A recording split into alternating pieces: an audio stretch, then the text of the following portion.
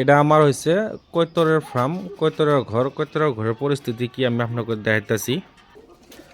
আগে বেলেগ set up আছিল, ভিতরে মানে বাস্ক করলে বেলেগ ধরনের আছিল, নতুন করে সাজানি হয়েছে। তারপরে ওখানো পর্যন্ত কৈতর করলে সম্পূর্ণ ঘর নিজের বাসা করলে নিজে চিনে নেয় নাই, দখল করে নাই। তার জন্য কৈতরখিনি সম্পূর্ণ বাইরে বাইরে ঘুরতেছে। আর যার যার বাসা দখল করার জন্য এই যে দুটো একটা করে ঢুকতেছে নতুন করে, আর মানে নতুন করে বাসা নিব।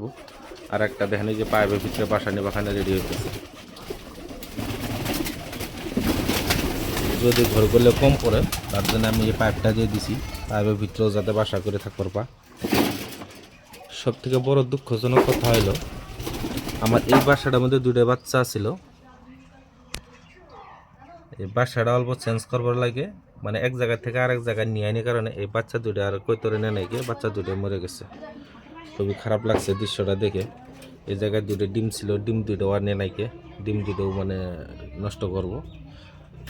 এই কৈতরের ঘরের এটা একটা প্রবলেম, যদি সেট আপটা চেঞ্জ করেন, মানে আগে যেটা পদ্ধতি আছিল যে জায়গায় আছিল ওই জায়গার থেকে যদি অল্প সরানড়া করেন তাহলে কিন্তু এরকম লসের ভাগিন হওয়া হয়।